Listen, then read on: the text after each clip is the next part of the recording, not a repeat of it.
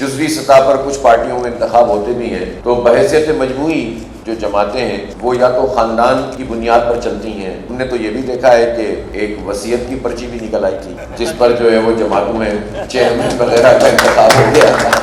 تو جہاں پر یہ حال ہو اور جمہوریت کے چیمپئن بنے ہوئے ہوں یہ لوگ، تو میں سمجھتا ہوں کہ بہت بڑی زیادتی ہے پاکستان کے اس پورے سیاسی نظام میں، جہاں بہت بڑے پیمانے پر اصلاحات کی ضرورت ہے. انتخاب کے پورے نظام میں اصلاحات کی ضرورت ہے. جو بنیادی بات ہے وہ یہ ہے کہ الیکشن کمیشن، اب یہ جو موجودہ الیکشن کمیشن ہے، خاص طور پر یہ جو ریزرو سیٹوں کا فیصلہ آیا اس کے بعد تو اب تو جان چھوڑ دینی چاہیے، اس کو اب تو چلے جانا چاہیے، استعفا دینا چاہیے کہ اب تو ہر لحاظ سے یہ ناکام ہو گئے، نہ یہ پراپر انتخاب کرا سکے، نہ یہ اپنے ریزلٹس کو اناؤنس کر سکے. جو فارم 45 ہے وہ موجود ہے لیکن اس کے مقابلے میں فارم 47 لا کر حکومت بنا دی گئی ہے اور بڑے پیمانے پر اس طرح سے ریگنگ کی گئی ہے. یعنی ہر دفعہ ایک نیا طریقہ، کبھی RTS بیٹھ جاتا ہے تو اپنی پسند کی حکومت آ جاتی ہے اور کبھی جو ہے فارم 47 پر لوگوں کو مسلط کر دیا جاتا ہے. اس طرح تو ملک میں جمہوریت آگے نہیں بڑھ سکتی ہے. رائے عامہ کا احترام کرنا ہر ایک کی ذمہ داری ہے. جمہور کی رائے میں اللہ تعالیٰ نے برکت بھی ڈالی ہے اور یہ جو ہمارے پورے ملک کے حالات ہیں اور ان حالات میں ہمیں جو نظر آتا ہے کہ سب بند گلی میں چلے گئے. یعنی اگر آپ یہ دیکھیں تو عجیب و غریب بات ہے، جو حکومت میں ہے ان کو بھی کوئی راستہ نظر نہیں آ رہا، جو اپوزیشن میں ہے وہ بھی پریشان ہے، راستے بند ہیں، اور جنہوں نے یہ سب حکومت اور اپوزیشن بنائی ہے وہ بھی پریشان ہیں، ان کو بھی راستہ نظر نہیں آ رہا. انہوں نے جس طرح سے لوگوں کو لا کر بٹھایا ہے وہ ڈلیور نہیں کر پا رہے ہیں. اس لیے سب کے لیے، فوج کے لیے بھی، اپوزیشن کے لیے بھی، حکومت کے لیے بھی، سب کے لیے ایک راستہ ہے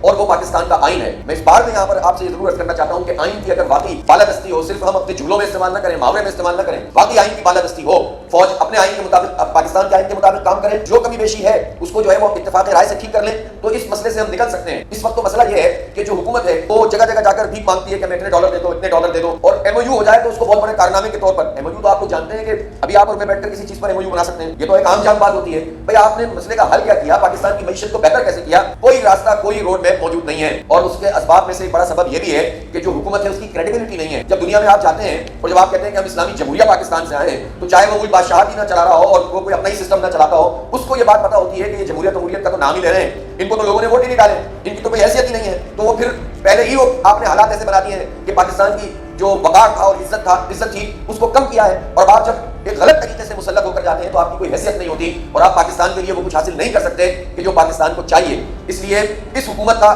کیا کریں؟ اس حکومت کا ہم نہیں کہتے کہ اٹھا کر پھینک دو اور یہ کر دو، ہم تو یہ کہتے ہیں کہ supreme court of Pakistan, chief justice of Pakistan, اس پورے سینیریو میں جو کہ اس وقت پاکستان کے حالات ہیں، اس میں یہ دیکھیں کہ جو عوام کا بنیادی آئینی جمہوری ان کا انسانی حق ہے کہ جنہوں نے جس کو رائے دی ہے اس کے مطابق فیصلہ ہونا چاہیے. تو سپریم جوڈیشل کونسل بن جائے، وہ ہر حلقے میں فارم 45 کے مطابق جو بھی جیتا ہوا ہے، جس پارٹی کا ہے اس کو جتائے، اس کی حکومت بنے، اس حکومت کو سب تسلیم کریں. اس لیے ہم یہ سمجھتے ہیں کہ پاکستان کے مسئلے کو حل کرنے کا ایک طریقہ یہ موجود ہے کہ آئین میں جس کا جو کام ہے وہ اس کام کو کرے، اسی میں عزت ہے. جس کا دل چاہے وہ اٹھے اور وہ مختلف ایک دوسرے پر، دوسرا پہلے پر تنقید کرنا شروع کر دے، نفرت کی آگ پھیلانا شروع کر دے. اور یہ کام تو خود پاکستان کے افواج پاکستان کے ذمہ داران کا بھی ہے کہ وہ اس کو ریئلائز کریں کہ یہ کیوں ہو گیا ہے اس ملک میں کہ کوئی آدمی بھی فوج کے خلاف بات کرتا ہے تو وہ بات پاپولر بات ہو جاتی ہے. جہاں وہ ایک دوسرے اینگل سے یہ دیکھتے ہیں اور اس کے لیے انہیں پریس کانفرنس کرنی پڑتی ہے کہ پروپیگنڈا کیا جا رہا ہے، منفی پروپیگنڈا کیا جا رہا ہے. دیکھیں کوئی منفی پروپیگنڈا اپنی جگہ نہیں بنا سکتا. اگر آپ بالکل ٹھیک طریقے سے چیزوں کو لے کر چل رہے ہوں تو حق سامنے آتا ہے اور باطل دب جاتا ہے، جھوٹی باتیں جھوٹی ہو جاتی ہیں.